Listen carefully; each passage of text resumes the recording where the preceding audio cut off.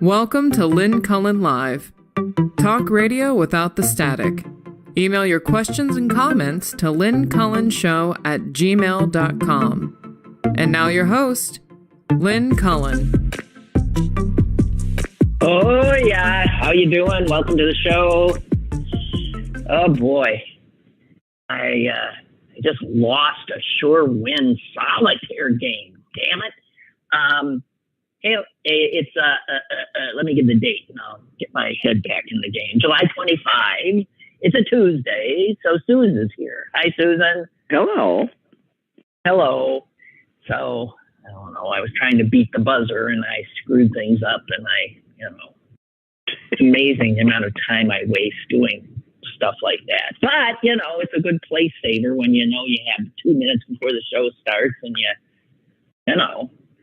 we never let ourselves just sit.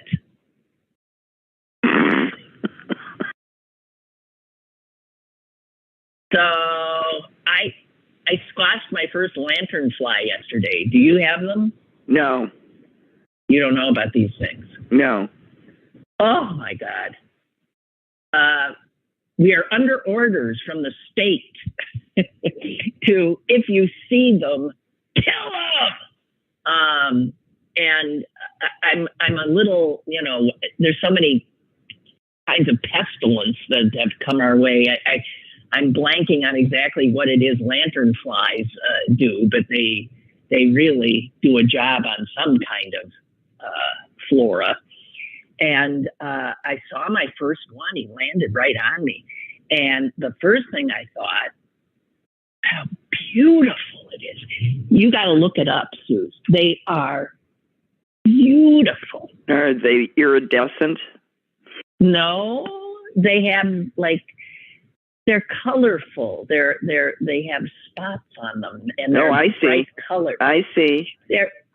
When their wings are spread, they almost look like a cardinal with polka dots. Gorgeous. Yeah. So you don't. I thought, oh my God, it's a lanternfly, and then it flew away, and then I saw it later, and I thought, kill, you must kill. I have trouble squashing anything. And I was really freaked about squashing this. But I did. And it was amazing how it just I thought there'd be this big mess. And it just when I squashed it, it sort of wasn't there. It disappeared. I don't know. I've heard of people coming outside and seeing 100 of them. Well, they destroy crops. Yeah. Can't be good. Somebody let them in. Weren't invited. But they sure are pretty. Man, you hate to kill something that pretty. Well, it'll kill all your trees and your, all sorts of your plants. Yeah. You don't want it. They're pretty things. It'll eat your garden. But I don't know why, me squashing that one's going to do any good. Oh boy. Anyway, so did you see there's going to be no, we'll see, but it looks like there won't be a Tournament of Champions anytime soon on Jeopardy because they joined the writer's strike. And, so that was what was gonna make up for. Yeah, well, one champion, this guy from Canada, I can't think of his name, said, I'm a union member. I'm the son of a union member. I'm not crossing a picket line. If this isn't resolved, I won't be in. And he decided to write it publicly, tell them, and then publicize it in the hopes that he'd get other people to join him. And most of them did. And you stop and think about that's a huge payday for those people. I mean, they're all very disappointed. They're all very disappointed, but they absolutely agree with him. They don't want to be, as one of the women said, a scab tournament. No, it would be. Yeah. Wow. So, and I understand that Mayim Bialik or whatever her name is, refused to cross. She refuses to do it, but Ken Jennings has, so he's a scab. Yeah. Just saying. Yeah, I was noticing that myself because I knew she wasn't doing it. Yeah. Well, you know, push comes to shove on these things, and you find out stuff about people, and I don't know. That you know, things like game shows would be one of the things they thought, right? They could keep doing. Well, I've been thinking for a long time, who's telling me there aren't writers on these game shows? Come on. Those hosts are not, you know, that endlessly witty and brilliant off the cuff all the time. They got cue cards, they got scripts. Somebody's writing that.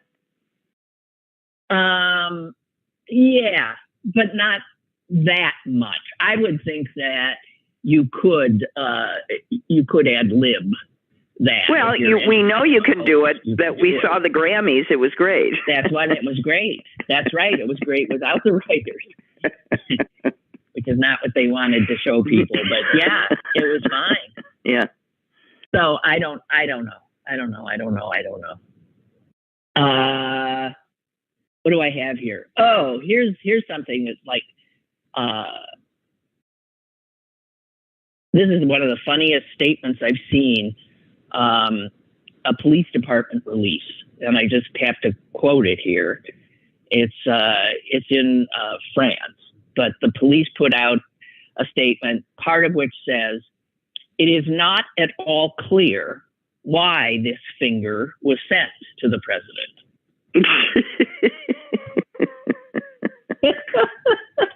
Somebody severed their finger or severed somebody else's finger and sent it to the president? Yeah, it said, an unnamed Frenchman sent one of their fingers through the mail to the home of President Macron.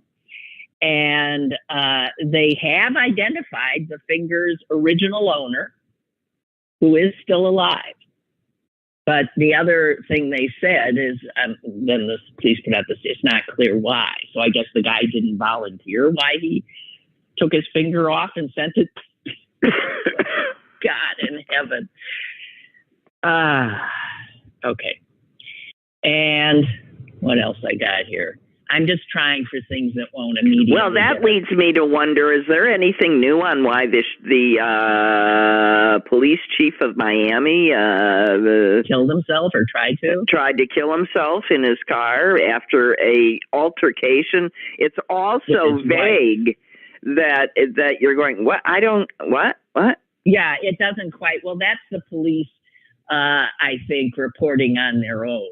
Closing ranks. They're not giving out a lot of information, but for those of you who don't know, but Susan's talking about I guess he's the head of Miami's police department. Yes, and the county, and he was, I think, going to, for the first time since the law had changed, he was going to run for sheriff, and this was a convention of sheriffs in Tampa. Yeah. So he was in Tampa. And what resulted, then they report there was some sort of altercation. And in his room. Yes, in his hotel room. Oh, I didn't know it was in his hotel room. I believe so. The police went there. He said it's okay. The woman that was there said it's okay. Neither said they were in any danger. Oh, see, I didn't read the part about a woman, and well, that explains why he tried to kill himself. The woman wasn't his wife. You think? There wasn't a gun. There was a gun. The cops didn't take it from him. And the next thing you knew, he tried to blow his brains out, but he's alive and undergoing surgery. Man, you would think if you put a gun to your head, you're dead. But that's sort of a double embarrassment. Well, maybe it was him fighting with himself, and he just couldn't quite do it, right? It could be ambivalent. Yeah, so that story is just sort of, I just saw it myself, and you saw more information than I saw yesterday. Well, it raises more, but if there's a woman, not his wife, involved, there you go. Well, I don't know. You think? Yeah. How many men killed themselves? How many men killed them? Well, you know, this could have been an honorable man who just realized that, I was acting like a regular guy and I just screwed up my whole damn life. I can't run for office. I've been outed. My wife now knows that I fool her. I mean, I can see it. I don't know. Here I Anyway. am. I find him capable of remorse. Well, that's good for you. We don't know the guy. We don't have a clue. Oh, and here's the other thing. Do you know that there's this great brewery, the Minocqua Brewing Company, that, you know, in Wisconsin, that was supporting all of these progressive causes and whipping up the vote?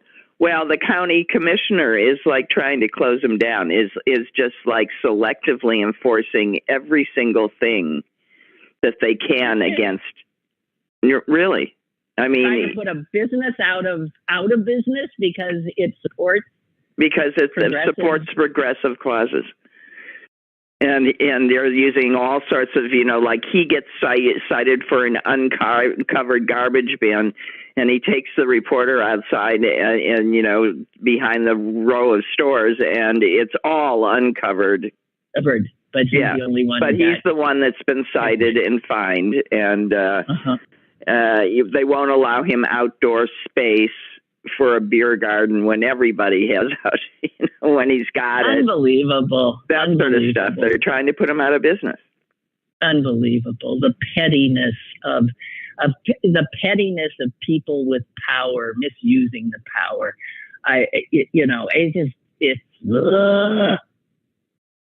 Anyway. Yeah, I mean, this guy is the epitome of grassroots democracy. Can't have that. Did you see this one?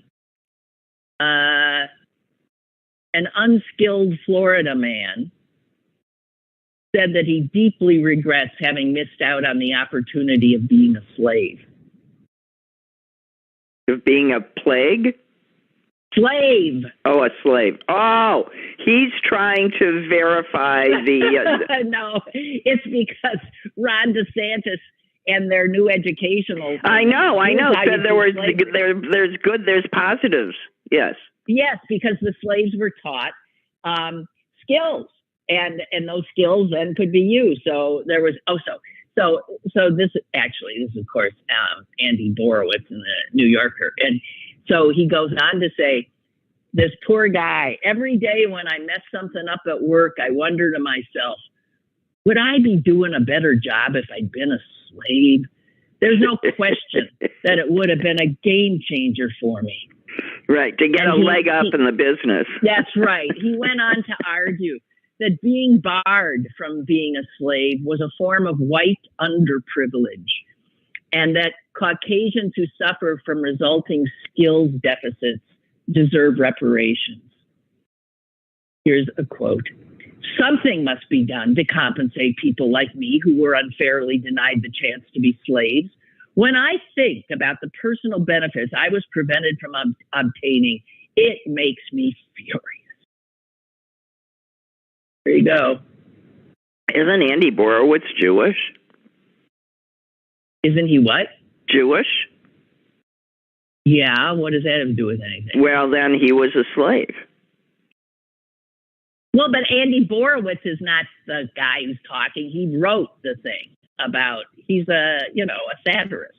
Oh, I understand, but I thought he was writing it in the first person. No. He's talking a Florida man. Okay, got it. Right. Yeah. I skipped over that part.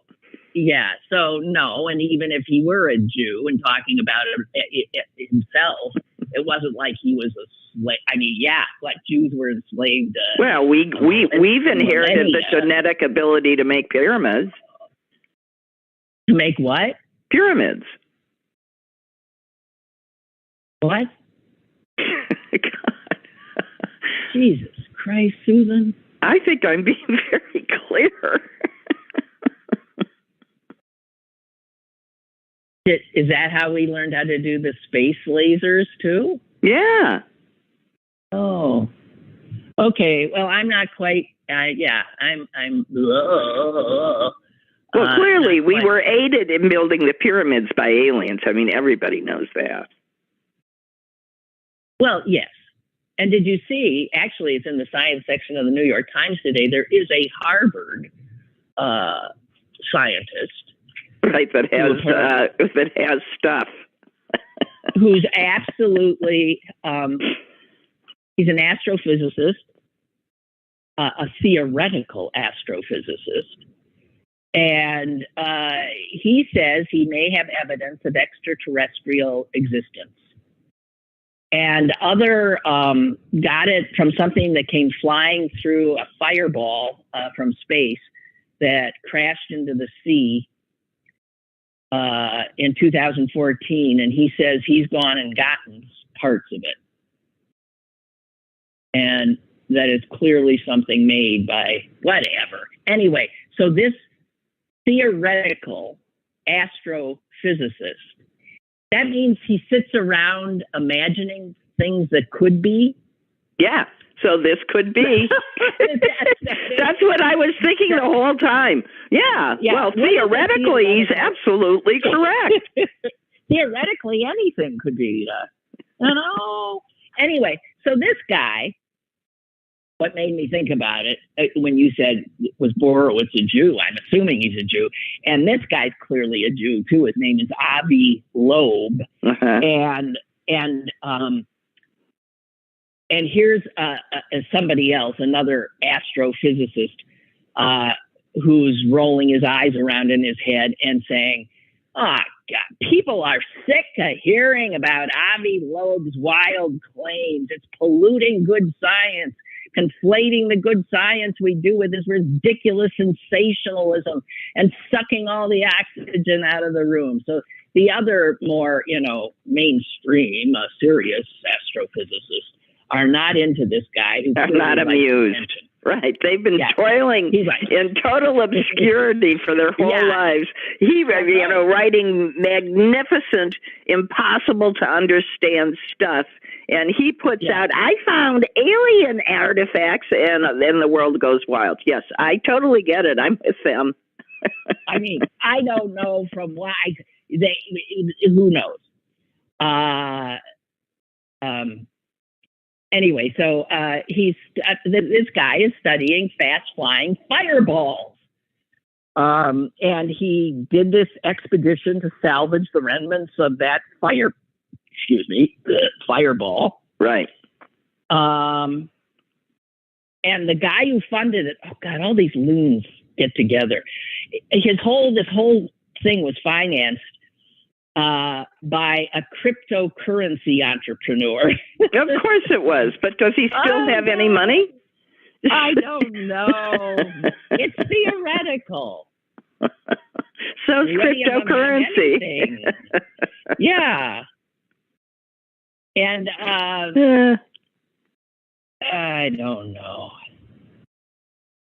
So I don't know. They combine whatever. Who cares? Skepticism about the endeavor flared at the Asteroids, Comets, Meteors Conference. I bet it did.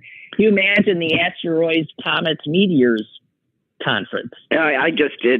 Boggles. But I imagine lots of things were flaring. Mm-hmm. There you go. So anyway,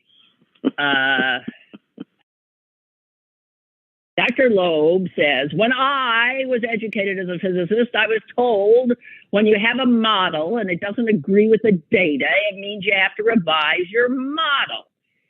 He says his colleagues, I don't know.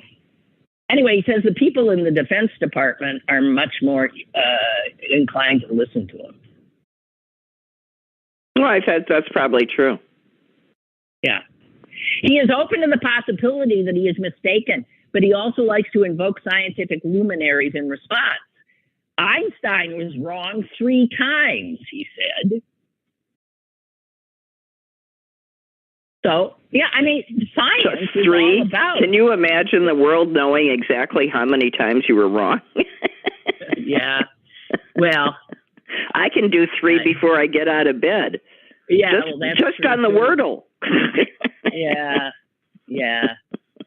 So, so whatever. But I mean, that's what science is. Science is all about having theories and then testing them. And right. I assume and those are called hypotheses. Yes, and more than often, they're incorrect. So then you move on, you learn a little from that, and you learn on. So, Einstein's, it was a theory of relativity. It's all theoretical until it actually gets proven, right? Correct. Yeah. So anyway, we got a caller. Hello. Good morning. Good morning.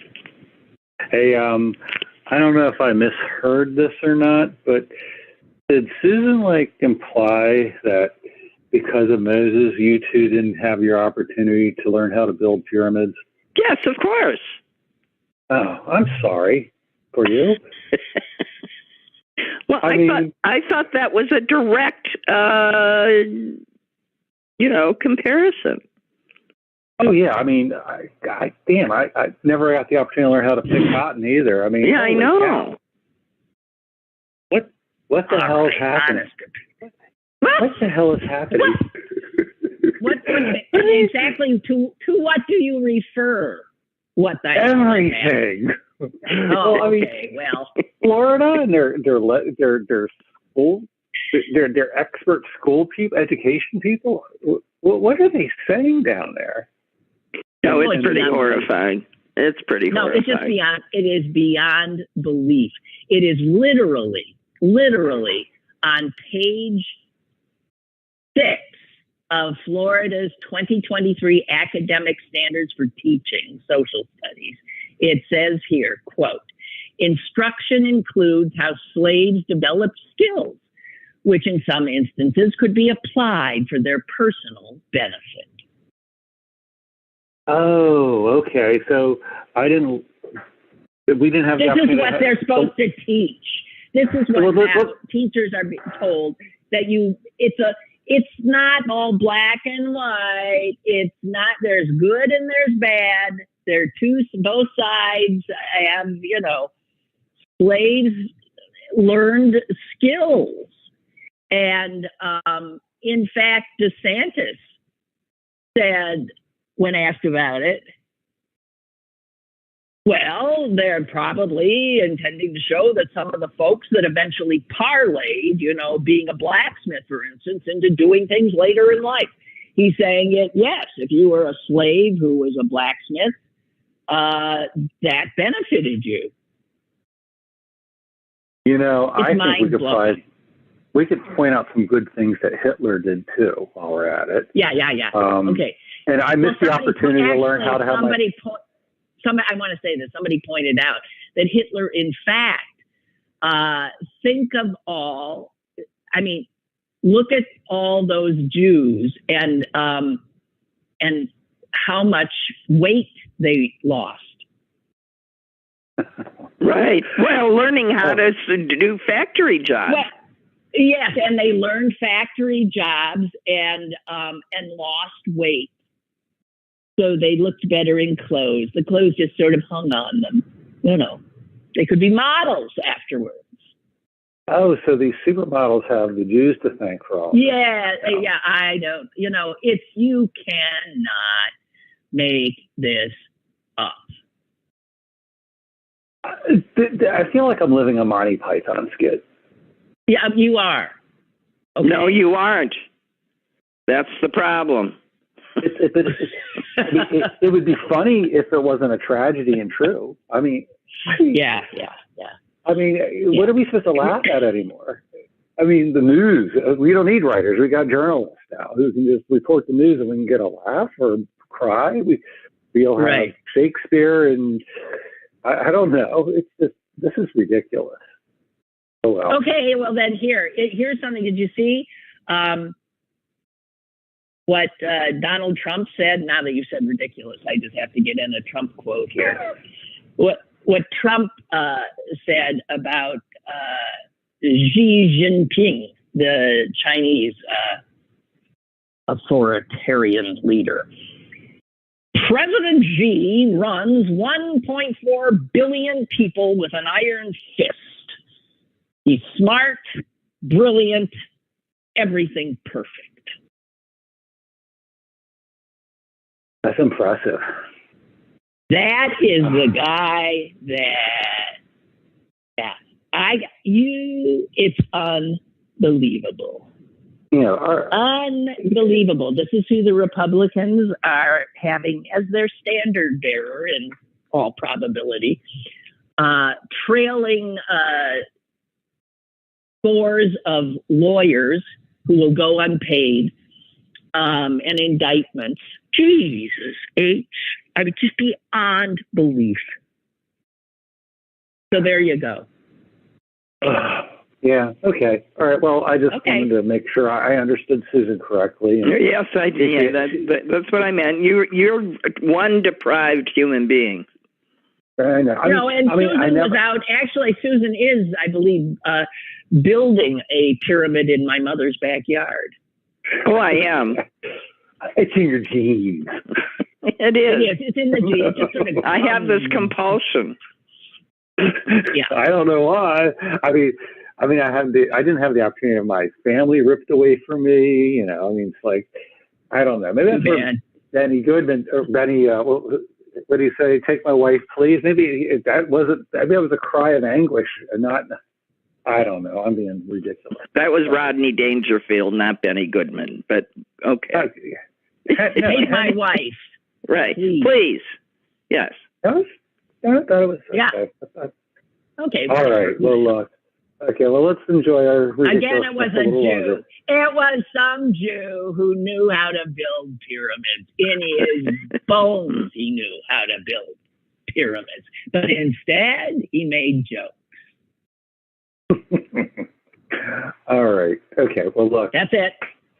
Continue on. I'm thrilled to be educated today. So yeah. Okay. Teach me more. Glad to be of service. Toodaloo. Right. Bye. Bye.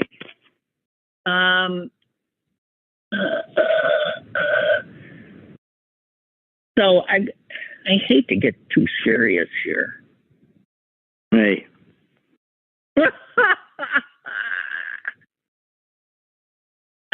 But I'm looking around at what I got here in front of me, and I'm thinking, I don't know that there's any way to avoid. I have one more thing. While we were talking, Susan, I looked down. I'm wearing a white top. For some reason, I've been violating my rule not to buy white tops because the minute I get them. Is this a different white top or the same white top? A different one. Oh, no. Susan spent a lot of time trying to help me get a turmeric stain out of a white top when I was in Green Bay.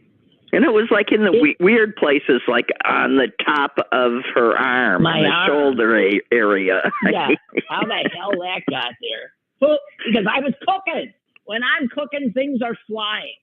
So I'm wearing a white top today, and I looked down while you were talking, and there's these two big, I have to admit, my breakfast was a chocolate chip cookie. There's two big splotches of chocolate there. Yeah. It'll come out. With what? Chocolate and red wine and turmeric. These are all things that are like incredible. Listen, the secret recipe to anything, to get anything out, is in and a little touch of Dawn soap. No, just pre-treat it and wash it in hot water. It'll come right out. Okay, Jonathan, also a Jew, who knows his Jews better than you do, says it's Henny Youngman. All right. Take my wife, please. That's right.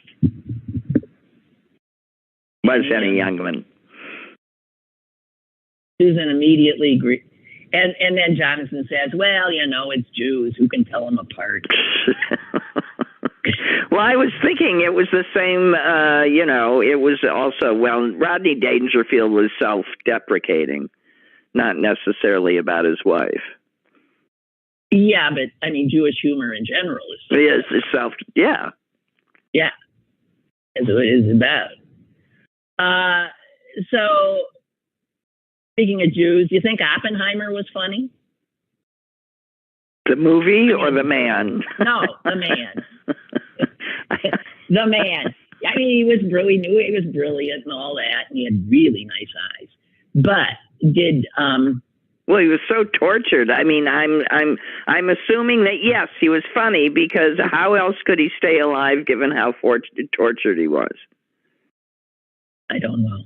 I don't know either. I mean, I don't know that we can get inside a head like that. Anyway, somebody wrote this interesting piece, and I don't know if you saw it, saying that there's something to be gleaned from Barbie and Oppenheimer, that if you look closely enough, they're both indicators. Here, I'll get it. I'll actually find what the guy said as opposed to me trying to babble it. Okay. The two movies have a fundamental common ground.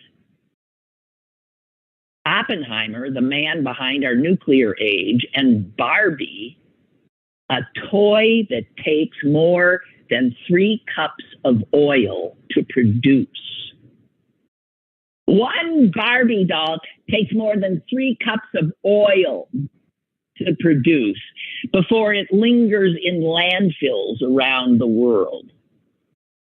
And he says both tell the story of what we have done to the world.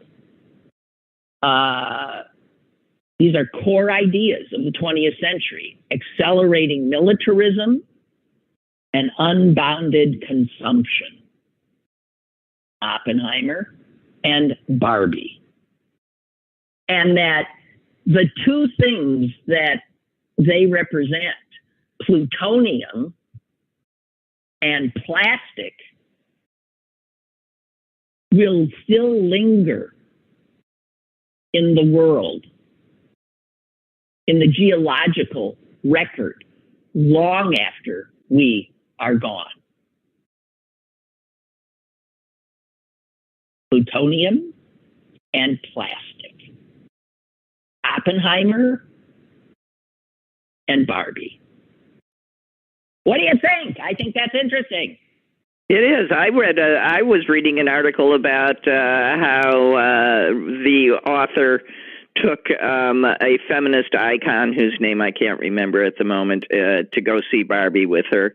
And the feminist icon thought it was remarkably good about abortion and women's rights. Mm. I'll have to see it at some point, but it's just I'm waiting. Yeah, I just can't. It makes my eyes hurt. I just don't want to. I know. Well, whatever. Anyway, listen to this other thing about the Barbie and Oppenheimer, overlapping. And this has to do with that lovely company named DuPont. DuPont played a part in producing the plutonium required to make the bomb. Mm-hmm. So DuPont was there to help make the bomb. And then when the war ended, shortly thereafter, DuPont turned its attention to plastics and the mass production of consumer goods. So it's DuPont that came up with polypropylene and all that other crapola that would transform consumer manufacturing and make us To make Dustin Hoffman a star.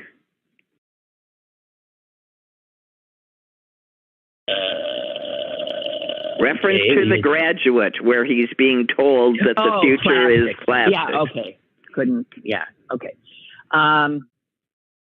So there you have it, DuPont.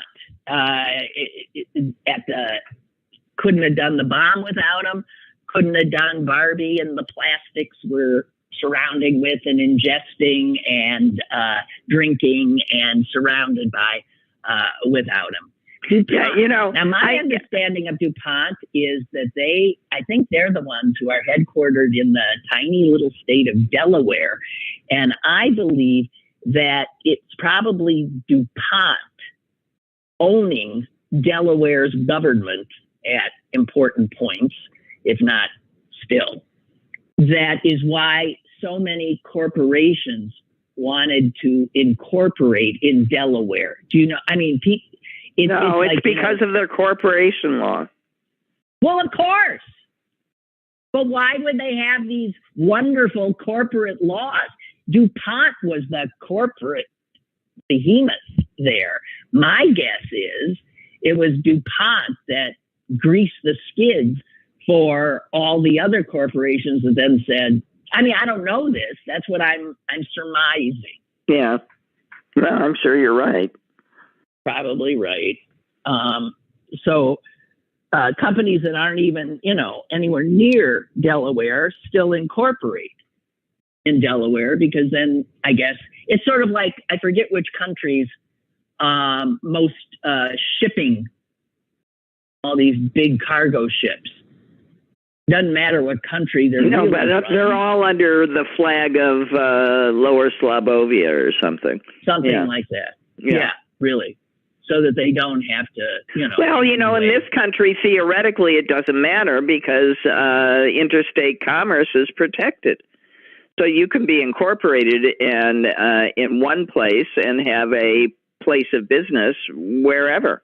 You just have to maintain an agent address somewhere in the incorporating state, which can be a post office box.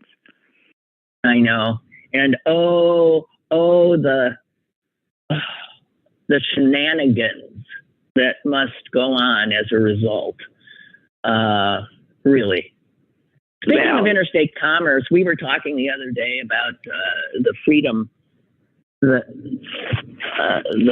Freedom Caucus. No. The Freedom. God dang it!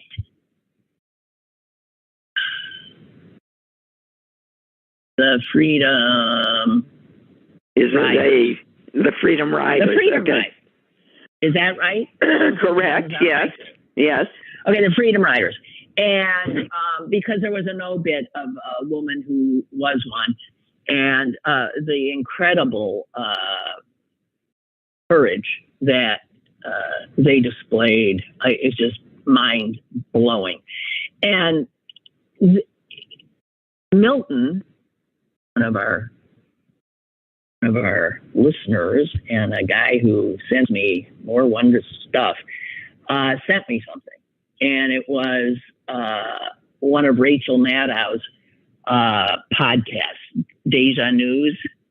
Yeah. And whoa. She in this, I mean, she's a teacher is what she is. Yeah. And she tells us our history. So it turns out that in the 1961 was when the Freedom Rides were happening, and it drove white Southerners berserk. I mean, they went crazy. The segregationists went nuts because the feds, Robert F. Kennedy, finally came in and enforced the interstate commerce law, right? Which says that if you're on a bus or a train that's going from state to state, federal law says there should be no segregated, cars, right, waiting rooms, any of it. And this had been the law, according to the Supreme Court of the United States, for 15 years prior to the first Freedom Ride. So for 15 years, even though it was the law, nowhere in the South was it enforced, and things went on exactly as they always had. So the Freedom Riders and then the Kennedy administration finally, belatedly, began to put an end to all of that. The story Maddow tells is that some of the segregationists in the South were so enraged that they had a brilliant idea. And the idea was to find a bunch of hapless black folk, poor people with no opportunities and no skills, despite the fact that their ancestors were happily slaves who had been taught wondrous skills by their owners. Find these people, stick them on buses, tell them they were going north to a wondrous place where they would have jobs. They didn't even need to bring luggage. Everything would be provided for them. And not only that, they were going to Hyannisport, Massachusetts, where they would be greeted by none other than President Kennedy himself. Oh, is this where they got that plan? Yes. So what they're now doing to the immigrants? Yeah. So this is Maddow informing us that there is nothing new under the sun. These sons of bitches are running, the ones currently are just doing the same playbook that they did back in 61. Only in 61 when they did it. And the whole idea was to, of course, dump all these poor people at the president's home, summer home, and embarrass the hell out of all these rich, white northern liberals. And of course, it backfired. Right? It got a lot of national attention. It was in all the papers. How do we not know this? How do we not remember it? People were appalled, and it didn't last long.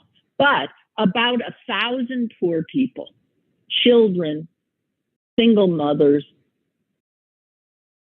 were put on those buses, lied to, and dumped in the middle of nowhere. Not always Hyannisport, other places as well. And so this is, in fact, exactly what they're doing again. It is mind-blowing. And they called it the reverse freedom ride. Okay, you're going to come down here and do this to us? We're sending buses back the other way. We're going to load them with all these black people you say you love so much. It's mind-blowing when you learn our history. And it's mind-blowing to know how much we forget it. Well, what's mind-blowing to me is how the people that are seeking so clearly to indoctrinate the next generation with a false view of history are at the same time accusing, isn't this a surprise, the other side of indoctrination. That's their whole thing. That's right. School system is about indoctrination. But let us ban the books. Let us rewrite history. Let us only teach you our version. That would not be indoctrination. Well, that's right. It's who's doing the indoctrinating. I've always said that, everything Donald Trump says and all of these other right-wingers, they're always projecting. Always. What they're saying we're doing is what they're doing. Yep. And it's, wow. So anyway, I came upon this piece and it made me nuts. There's a new member of Congress, Representative Marie Glusenkamp Perez. Good God. Now that's America for you, though. That is it hyphenated? No. Where a Glusenkamp marries a Perez. Right. There's America, right? Marie Glusenkamp Perez. She is a Democrat.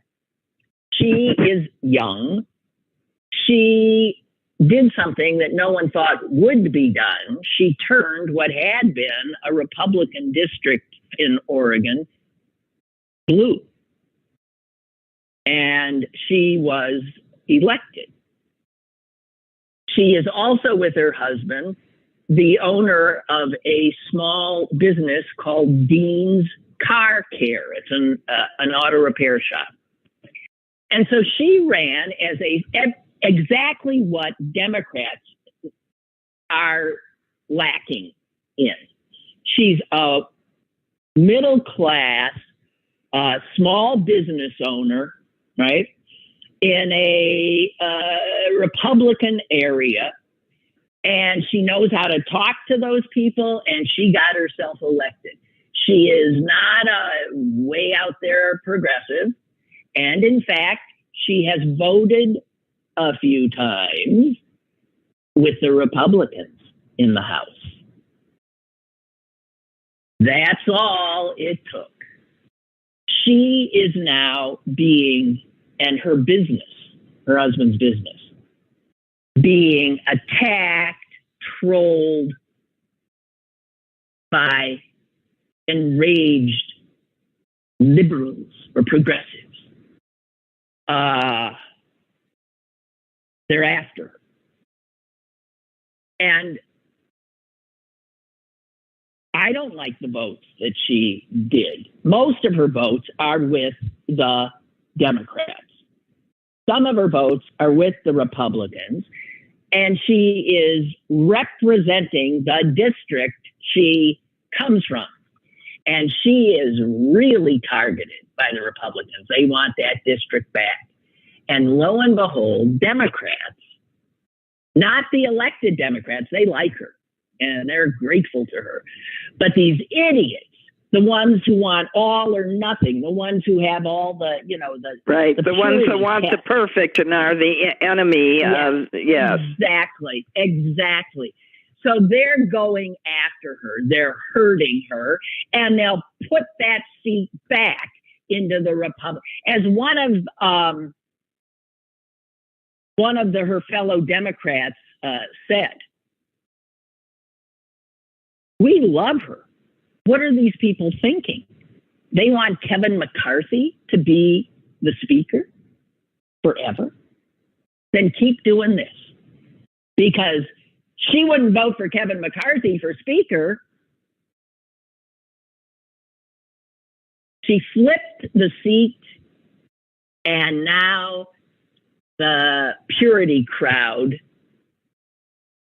wants to take her down and flip it back to the Republicans. So that will be the result. And to me, what she's doing, because I remember doing it myself, is she's governing. And I did things that had people positively believing, that I was a Republican. I was not, but I lived in a Republican place.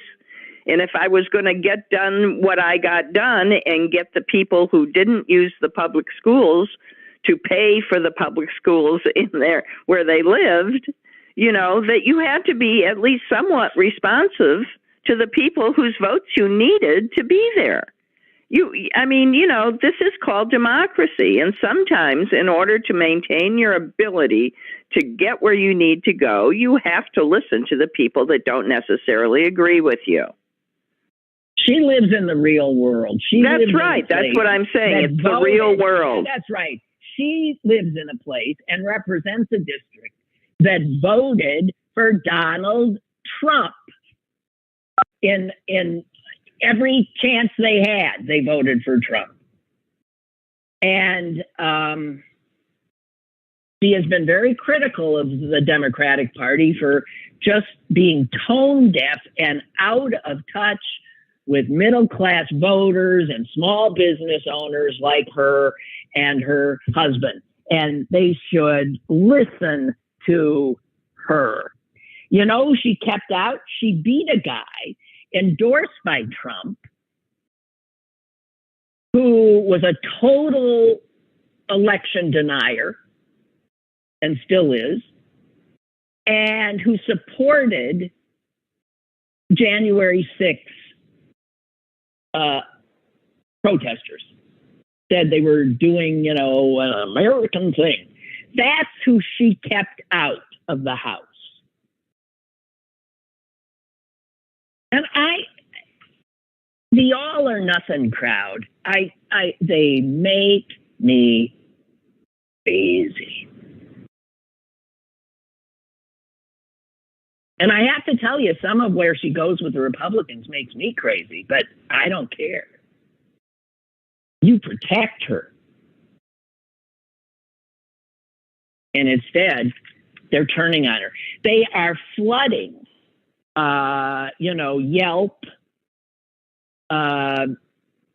with all kinds of negative reviews. They're trying to harm her business. Can you imagine? No, it's just terrible. I just can't. I can't. Okay, I got some good news.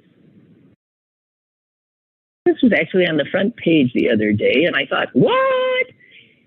Something passed, the very House of Representatives we're talking about. Some bill passed the House of Representatives on a vote of 351 to 69, which suggests that a whole ton of Republicans and Democrats actually supported something. So this is what we call bipartisan. Most unusual. And you know what it is? It's legislation to give the FAA, the Federal Aviation Authority, more money. It also goes after the airlines in terms of their reimbursement obligations. Everybody can agree that the airlines are awful. But that's true. See, that's right. See, what brings Republicans and Democrats together, especially Republicans and Democrats who have to fly a lot, right, to get back and forth to their jobs and their districts? Everybody hates the airlines. So that brought them together. They also, this is a bill that puts more air traffic controllers back, the ones that, I guess we're still depopulated there because of Ronald Reagan's union busting. It also unlocks a bunch of funding to modernize airport infrastructure. So this is all stuff that, my God, you're kidding, the Republicans voted for. Amazing. So there are these points and issues where we can get together. But can I point out that the reason that we're in this situation is because the airlines were so deregulated that they allowed it to get to this situation? Sure. So the Republicans brought this. So the Republicans caused this. Well, but they do. That's what they do. Almost all the troubles we have. Look around. I don't know. The amazing thing, the funniest thing is that that ad that Joe Biden's running, where all he does is use Marjorie Taylor Greene's words about him. She's doing a rant about how awful he is. And he owns every word she says, because what is she ranting about? What a good guy he is. He's finishing the work that FDR started. He's finishing the work that Lyndon Johnson started. And then she starts naming stuff like infrastructure and Medicaid and stuff. And you realize that if she's saying these things, she's and her audience is thinking, this is terrible. Why, it's an outrage, right? Right. And in fact, it's why it's the reason there's a half of her audience is eating and has health care. Yeah, well, you can't make it up. He just takes her words and puts his smiling face and pictures of him cutting, ribbons. Right. Well, good for him. Yeah, this is what we're doing. Marjorie Taylor Greene, total idiot. But it shows how literally their worldview and their sense of what government is supposed to do is absolutely the polar opposite. They don't. No. She is just in her own little reality show, and these are this is her script. This is a script that she's working on, and it'll change depending on whatever, source that she's using to decide who to victimize next or take after next. It's, these, ugh. I mean, it's just, how they bubbled out of the primordial ooze to bother us so much, I can't imagine. Well, they live to bother us. Ugh. Yeah, they do. And I'm somewhat sympathetic to wanting to bother us. Because another thing I want to talk about today, but we're out of time, was a piece from the Atlantic, the headline of which I'll get into it tomorrow. How rich blue suburbs keep the poor away. And it's about the hypocrisy of rich liberals. And you can go, it is... Well, just look at the public transportation lines and you'll understand it. Look at the public schools and you can understand it. Look at, as this article talks about, the Republicans want walls built around this country to keep people out. Well, they should be as good at building walls as liberal suburbia is, right? As suburbia is, and they don't even have to actually build them. They do it with zoning laws that keep people who don't have money out. Well, and I think 3-acre lots as a minimum is absolutely reasonable. It's a big country. That's exactly the kind of thing that they don't allow any multiple family structures to be built. No apartments. Literally, if you ain't building a mansion, you can't get in. And these are places that vote overwhelmingly. Hey, you know what? You know what's funny? A lot of these mansions have those signs out front, virtue signaling how wondrous they are. Hate hath no home here. Right. Right. Black Lives Matter. They just can't live here. Yeah. Well, no, blacks with tons of money can live there. It's socioeconomic. Well, I've said that ever since I, got a real close look at it through public education. And it's one of the reasons that I'm thinking that the Supreme Court's decision on affirmative action can be dealt with just as easily if you do it through financial ways, so that you can certainly give preference to people with less money, and you'll capture a lot of the same people. Yeah. Well, God help us, because the ones with the money always have a workaround. They just always do. It's good luck to all of us. I'm just saying. Okay, I think that's it, Suze. Thank you very much. You can get busy on that pyramid. I want to see it when I. No, you ought to see. You ought to see. I've rolled a rock halfway up the backyard already. Good for you. Hang in there.